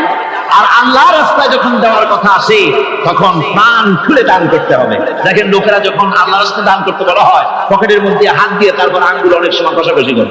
একজনে জিজ্ঞেস করলাম নিয়ে পয়সা দিবাতে এত পকেটে হাত থাকে বাইরি করে না মোটে, হয়তো ঘষে দেখতেছি সে কিনা 10 পাই। তাহলে এইভাবে আল্লাহর রাস্তায় দেওয়ার সময় এই যে কার্পণ্যতা, এই কার্পণ্যতা মানুষকে তাকে শেষ করে দেয়, তার ঈমানকে নষ্ট করে দেয়। আর পয়সা আছে বলে বেশি খরচ করতে হবে, যেমন বিবাহে লোকেরা খরচ করে আমাদের দেশে। কোরবানি করতে গিয়ে খরচ করে, হ্যাঁ কোরবানি করবেন আপনি, ভালো একটা কোরবানি করবেন, আপনার পয়সা যেমন আছেন তেমন, কিন্তু 50,000 টাকা দাম দিয়ে একটা গরু কিনা, সেই গরুর গলায় মালা দিয়া এরপরে সারা শহরে প্রদর্শন করতে হবে, এর কোনো যুক্তি নেই। আছে কোনো যুক্তি? যদি তা হয় তাহলে ওই গরু যিনি কেনেন তার গলায় মালায় দিয়ে দুজনে একসাথেই ঘুরানো দরকার, বুঝলেন? আমার বন্ধুগণ, আপনি কোরবানি করবেন, কোরবানি আপনার 10,000 টাকায় হয়ে যেতে পারে, 15,000 টাকায় হয়ে যেতে পারে, বাকি টাকাগুলি আল্লাহর রাস্তায় খরচ করে দেন। কত গরিব আত্মীয় আছে তাদের দিয়ে দেন। 50,000 টাকা দিয়ে বিরাট বাজারের সেরা গরু খরিদ করে কোরবানি দিচ্ছেন। অর্থটা কি? মানুষকে দেখাচ্ছেন আল্লাহর দরবারে গোশত যাবে না, চামড়া যাবে না, রক্ত যাবে না, যাবে আপনার নিয়ত। কি যাবে? নিয়ত। সুতরাং আল্লাহর রাস্তায় যখন খরচ করবেন, সেই খরচ করার ব্যাপারে তখন নিয়তটা দেখতে হবে। হালাল পথে খরচ করতে গেলেও নিয়তটা দেখতে হবে, এবং তখনও বেহুদা খরচ করা যাবে না। বিবাহে যেভাবে খরচ আজকাল করে মানুষেরা, হুজুর সাল্লাল্লাহু আলাইহি ওয়াসাল্লাম বলেছেন যে বিবাহে যত খরচ কম সেই বিবাহ তত বরকতপূর্ণ। আর আমরা মনে করি বিবাহে যত বেশি খরচ বাড়ানো যায় ততই এটা বেশি শানদার হবে। উল্টা চিন্তা করি। আল্লাহ রাব্বুল আলামিন এরপরে বলছেন, ওয়াল্লাযীনা লা ইয়াদউনা মা'আল্লাহি ইলাহান আখারা ওয়া লা ইয়াকতুলুনান নাফসাল্লাতী হারামাল্লাহু ইল্লা বিল হাক্কি ওয়া লা ইয়াজনুন ومن يفعل ذلك يلقى أثاما। আর রহমানের খাঁটি বান্দা যারা, তাদের ৫ম নম্বরের বৈশিষ্ট্য হচ্ছে যে তারা আল্লাহর সাথে, আল্লাহকে বাদ দিয়ে অন্য কাউকে ইলাহ বলে, মাবুদ বলে ডাকে। এই ব্যাপারেও ব্যাখ্যা আমরা এই মাহফিলে দিয়েছি, মনে আছে আপনাদের? আল্লাহ ছাড়া অন্য কাউকে ইলাহ বলে ডাকা যাবে না। ওয়ালা ইয়াকতুলুনা নাফসাল্লাতী হারামাল্লাহু ইল্লা বিল হক। আর আল্লাহ যে সমস্ত প্রাণকে, আর ওই লোকেরা যারা নাকি আল্লাহ ছাড়া, ইমাম রহমানের বান্দা যারা, তারা একদিকে তো আল্লাহ ছাড়া অন্য কাউকে ডাকে না, মাবুদ বলে স্বীকার করে না, অন্যদিকে আল্লাহর হারাম করা প্রাণগুলিকে তারা ধ্বংস করেন। অর্থাৎ আল্লাহ যাদেরকে হত্যা করতে নিষেধ করেছেন, প্রাণীদেরকে হত্যা করতে, মানুষ হত্যা করতে নিষেধ করেছেন, আল্লাহর নিষেধ, আল্লাহ যেগুলি জায়েজ করেছেন সেগুলি বাদ দিয়ে হত্যা করা, এগুলি তারা করে না। ওয়ালা ইয়াজনুন, আর তারা জিনা ব্যভিচারেও লিপ্ত হয় না। এটা হচ্ছে যে এই সমস্ত লোকগুলি তারা গুনাহ থেকে মুক্ত থাকতে চেষ্টা করে। তারা আল্লাহ ছাড়া আর কাউকে রব বলে ডাকে না, ইলাহ বলে ডাকে না, মাবুদ বলে ডাকে না। হযরত ইবনে মাসউদ রাদিয়াল্লাহু তাআলা আনহু বলেছেন, তিনি রাসূল পাক সাল্লাল্লাহু আলাইহি ওয়াসাল্লামের কাছে জিজ্ঞেস করেছিলেন, হে রাসূল, সবচেয়ে বড় গুনাহ কি? হুজুর বলেছেন সবচেয়ে বড় গুনাহ তিনটা। সবচেয়ে বড় গুনাহ কয়টা? রাসূল পাক সাল্লাল্লাহু আলাইহি ওয়াসাল্লাম বলেছেন সবচেয়ে বড় গুনাহ হচ্ছে তিনটি। একটি হচ্ছে, তুমি যদি কাউকে আল্লাহর সমতুল্য প্রতিদ্বন্দ্বী বানিয়ে যদি তার কাছে কিছু চাও, তাহলে এটা সবচেয়ে বড় গুনাহ। সন্তান দিতে পারেন আল্লাহ, তোমাকে রোগমুক্ত করতে পারেন আল্লাহ, আল্লাহ যা করতে পারেন এই সব বিষয়গুলি যদি মানুষের কাছে চাও, তাহলে তুমি আল্লাহর জায়গায় তাকে বসালে, এটা সবচেয়ে বড় গুনাহ। আর ২ নম্বরের গুনাহ হচ্ছে নিজের সন্তান তোমার খাবার খাবে, তোমার খাবারে সন্তান ভাগ বসাবে, এই ভয়তে সন্তানকে হত্যা করা, এটাও বিরাট পাপ। আর ৩ নম্বরে হচ্ছে প্রতিবেশীর স্ত্রীর সঙ্গে জিনা করা, এটা হলো আরেকটি। মোট ৩টি গুনাহ বলেছেন রাসূলুল্লাহ, সবচেয়ে মারাত্মক গুনাহ। তার মধ্যে এই গুনাহগুলি তো আমাদের সমাজে চালু আছে। একদিকে সমাজের ভেতরে রয়েছে আল্লাহ ছাড়া মানুষের কাছে, মাজারের কাছে গিয়া, কবরের কাছে গিয়া, কবরওয়ালার কাছে চাওয়ার এই রেওয়াজ চালু আছে। এই রেওয়াজ কি চট্টগ্রামে কমেছে না বেড়েছে?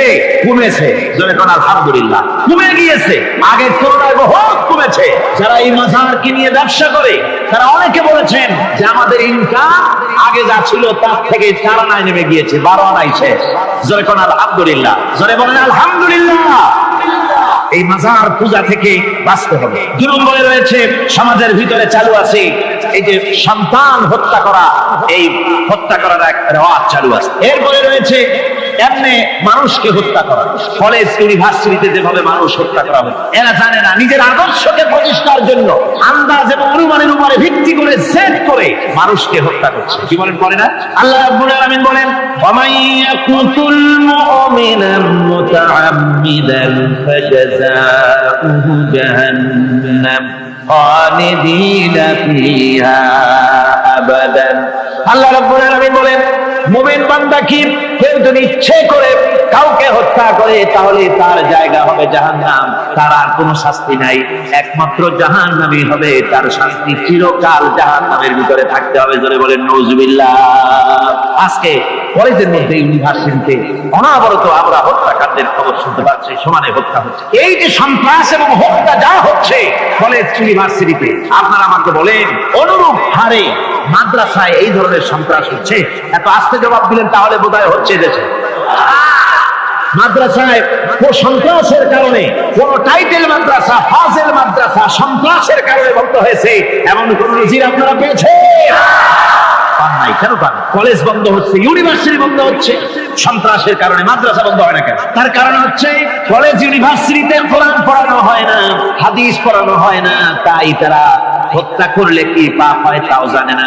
হত্যার পাপ তো দূরের কথা, মানুষ কোরআন শুনতে আসে, কোরআন শুনতে আসাটাও তাদের বরদাস্ত হয় না। আমি জানতে পারলাম যে মাহফিল আসার সময় জানতে পেরেছি চট্টগ্রাম বিশ্ববিদ্যালয়ের কাছে থেকে শ্রোতৃমণ্ডলী মাহফিলের শ্রোতারা বাসে যখন আসতেছিল, সেখানকার কিছু সংখ্যক ছেলেরা কি পাটকেল মেরেছে বাসের উপরে, বহুত লোক সেখানে আহত তারা করেছে। নাউজুবিল্লাহ মিন যালিক। কি শিক্ষা দেওয়া হচ্ছে? কিন্তু মাদ্রাসায় তো হচ্ছে কেন হয় না? তার কারণ হচ্ছে মাদ্রাসাগুলিতে কোরআনে কারীম পড়ানো হয়, রাসূলুল্লাহর হাদিস পড়ানো হয়, সেখানে জানানো হয়, এই কথাগুলি পড়ানো হয়। যদি কেউ কাউকে হত্যা করে জাহান্নাম ছাড়া কোনো জায়গা থাকবে না, চিরকাল জাহান্নামে থাকতে হবে এই ভয়তে ওরা হত্যার ভিতরে যায় না। এই জীবন নয়, পরকাল আছে, কিয়ামতের দিন আল্লাহর দরবারে দাঁড়ায় জীবনের সবকিছু হিসাব দিতে হবে। এই জন্য তারা এসব জানে বলে, এসব তাদের রক্তে মানুষের ভিতরে ঢুকানো আছে বলে তারা চুরি ডাকাতি জেনাবে বিচার হত্যার দিকে তত যায় না, তত এরা যায়। ঠিক কিনা বলুন? কলেজ ইউনিভার্সিটিতে আজকে কোরআন শরীফ পড়ানো হয় না। মাদ্রাসা এবং মসজিদে, মাদ্রাসার গণিতে যে কারণে সন্ত্রাস হয় না, ওই কারণটা যদি কলেজ ইউনিভার্সিটিতে ঢুকানো যায় তাহলে সন্ত্রাস বন্ধ হতে পারে। ঠিক কিনা? আমার ভাইরা, আজ বাংলাদেশে যে কয়েকটা ইউনিভার্সিটি আর যতগুলি কলেজ আছে, এদেশের সাধারণ মানুষের রক্তার্জিত পয়সা দিয়েই এই কলেজ ইউনিভার্সিটি চালানো হয়, কিন্তু সেখানে কোরআন শরীফের তাফসীর পড়ানো হয় না, হাদিস শরীফ পড়ানো হয় না, হয় সব পড়ানো হয়, কিন্তু কোরআনে কারীমের তাফসীর পড়ানো হয় না, হাদিস শরীফ পড়ানো হয় না। যদিও এই কলেজ ইউনিভার্সিটির ছাত্রগুলিকে কোরআন শরীফ পড়ানো হতো, কোরআনের তাফসীর পড়ানো হতো, কলেজ ইউনিভার্সিটিতে হাদিস শরীফ যদি পড়ানো হতো, ইসলামের অর্থনীতি সমাজনীতি যদি পড়ানো হতো, তাহলে কলেজ আর ইউনিভার্সিটি গোটা জাতিকে মাস্তান আর গুন্ডা উপহার দিত না, খালিদ বিন ওলীদের মতো মুজাহিদ উপহার দিত। জোরে বলেন সুবহানাল্লাহ। আজকে গোটা জাতির চিন্তা চেতনা ধারণার বহির্ভূত সেখান থেকে সন্তান আমরা পাচ্ছি। আজকে সেখানে ছেলে পাঠাচ্ছে বাপ, ছেলে পাঠাচ্ছে, ছেলে লেখাপড়া করে সেখান থেকে ভালোভাবে পাস করে আসবে, চাকরি বাকরি করবে, মা বাপের সুখের কারণ হবে। কিন্তু দেখা যায় কিছুদিন পর সেখান থেকে চলে আসে সন্তান লাশ হয়ে বাপের ঘরে ফিরে এলো। কি শিক্ষা হচ্ছে? এই শিক্ষা ব্যবস্থার আমূল পরিবর্তন হওয়া দরকার। আপনারা অবাক হবেন, শিক্ষা ব্যবস্থার পরিবর্তন হওয়া দূরের কথা, কোরআন হাদিস কলেজ ইউনিভার্সিটিতে পড়ানো তো দূরের কথা, নামাজের জন্য কোনো তাগিদ নাই। কোন কলেজে কোন ইউনিভার্সিটিতে এরকমের তাগিদ আছে যে যারা মুসলমান ছাত্র জোহরের আযান হয়ে যাবে সব ছাত্র শিক্ষককে বাই হুক এন্ড ক্রুক মসজিদে যেতে হবে, ৫ ওয়াক্ত নামাজ বা জামাত আদায় করতে হবে, এমন হুকুম আছে? আছে। এরপরেও ছেলেরা যে যতটুকু ভালো আছে ও তো বাস ভাঙছে ইউনিভার্সিটির সামনে পাইয়া, ওরা লাঠি ঠ্যাঙ্গা নিয়ে যে দূর আসে না, এই তো কপা। কথা বুঝতে পেরেছেন? ওদের তো কিছু শিখানো হয় না, কিচ্ছু, অর্থাৎ চরিত্র সৃষ্টি তাদের করানো হয় না। নামাজের তাগিদ নাই, রোজার তাগিদ নাই, ওজন একটা আলাদা জগৎ। যুবতী মেয়ে, যুবতী ছেলে, যুবক ছেলে পড়াশোনা করে কোএডুকেশন সহশিক্ষায়, একসাথে যুবক পুরুষ আর যুবতী মহিলা একসাথে ওঠা বসা করছে, একসাথে পিকনিক করতে কোথায় হারায় যাচ্ছে, কি করতেছে না করতেছে দেখার অপর নাই। জোরে করেন নাউজুবিল্লাহ। আজ তাই এক কথায় ইউনিভার্সিটিকে এদেশের একজন কবি বলেছিলেন ডাকাতদের গ্রাম। এখন শুধু ডাকাত না, মানে ডাকাতদের একেবারে আড্ডাখানা হয়ে গিয়েছে, অস্ত্রবাজির আড্ডাখানা হয়ে গিয়েছে। তাদের চরিত্র নষ্ট করার জন্য, ইসলামের থেকে তাদের মনকে ফিরিয়ে দেওয়ার জন্য বইপত্রের অভাব নাই, কোরআন হাদিসের অভাব আছে সেখানে, কিন্তু তাদের মন মগজ ইসলাম থেকে যেন ফিরে যায় এই জন্য তাদেরকে বইপত্র দেওয়া হয়। যেমন সেই যুগের নাম করা কবি ছিল ইমরাউল কায়েস, খুব নাম করা কবি ছিল। তার কবিতার বই সাবায়ে মুআল্লাকা আজ পর্যন্ত মাদ্রাসা শিক্ষার উচ্চ শিক্ষায় এবং ইউনিভার্সিটি শিক্ষায়, সেখানে আধুনিক শিক্ষার উচ্চ শিক্ষায় সেখানে এই বই এখনো পড়ানো হয়। এই বইটির লেখক অর্থাৎ নাম করা কবির ছিল অনেকগুলি শত্রু।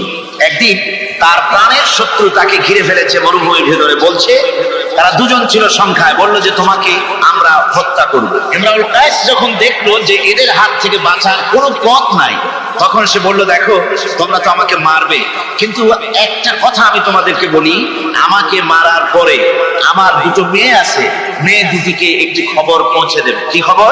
বলে আমাকে মৃত্যু মারার পর আমার বাড়ি গিয়ে মেয়ে দুটিকে গিয়ে বলবে, ইয়া বানাতি ইমরাউল কায়েস ইন্না আবাকুমা। বাস এই কথাটুকু বলে দেবে। তো যারা হত্যা করবে তারা চিন্তা করলো যে এই কথার দ্বারা তো আমরা হত্যা করেছি, তা তো প্রমাণিত হবে না, সুতরাং মারতে অসুবিধাটা কি? তারা মেরে ফেললো। মারার পরে মরুভূমির ভিতরে তাকে গেড়ে দিয়ে এরপরে এই দুইজন লোক ওয়াদা পালন করার জন্য ইমরাউল কায়েসের বাড়ি গেছে। বাড়ি গিয়ে বলছে মেয়ে দুটোকে ডেকে যে, হে মেয়েরা, তোমাদের পিতার সঙ্গে মরুভূমিতে আমাদের দেখা হল, তারপরে তোমার পিতা আমাকে তোমাদেরকে একটা কথা বলতে বলেছেন, সেটা হলো এই, ইয়া বানাতি ইমরাউল কায়েস ইন্না আবাকুমা। শোনা মাত্রই মেয়ে দুটি চিৎকার করে কেঁদে উঠেছে। তাদের চিৎকার শুনে আশেপাশের লোকেরা এসে জিজ্ঞেস করলো, তোমরা কাঁদছো কেন? হয় যে এই দুটি লোক আমার পিতাকে হত্যা করেছে। কি করে বুঝতে? এই যে এদের কাছে আমার আব্বা একটা খবর পাঠাইছে, খবরটা হলো ইয়া বানাতি ইমরাউল কায়েস ইন্না আবাকুমা। ওরা বলছে এতে ওরা হত্যা করেছে, তা কি করে বোঝা গেল? এর অর্থ তো হচ্ছে যে হে ইমরাউল কায়েসের মেয়েরা, নিশ্চয়ই তোমার পিতা, তো নিশ্চয়ই তোমার পিতা কি খায় না, ঘুমায় না, বিদেশে গেছে, কি করে বোঝা গেল যে সে নিহত হয়েছে? মেয়ে দুটি বলছে, দেখো আমার পিতা যে কবিতার পংক্তি বলেছেন, এর দ্বিতীয় লাইন আমরা জানি কি হবে, ইয়া বানাতি ইমরাউল কায়েস ইন্না আবাকুমা। এর দ্বিতীয় লাইন হবে কাদ কুতিলা ওয়া কাতিলুহু লাদাকুমা। এর দ্বিতীয় লাইন হবে নিশ্চয়ই তোমার পিতা নিহত আর হত্যাকারীরা দুজনই তোমাদের সম্মুখে উপস্থিত।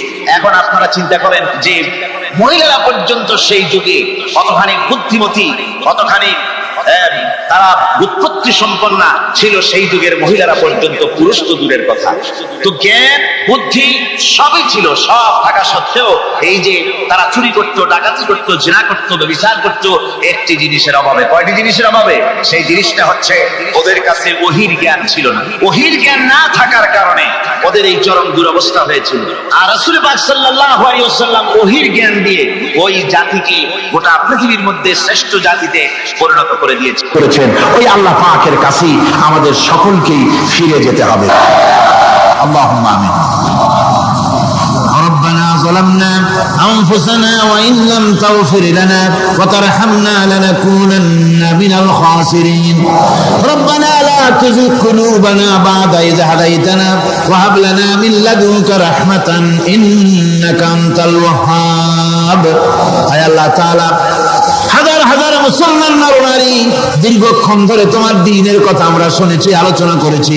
মেহেরবানি করে দুরূদ ও সালাম টুকুন, আলোচনার সওয়াব টুকুন জনাবে মুহাম্মদ রাসূলুল্লাহ সাল্লাল্লাহু আলাইহি ওয়াসাল্লামের রূহ মুবারকে পৌঁছায় দাও রব্বুল আলামিন।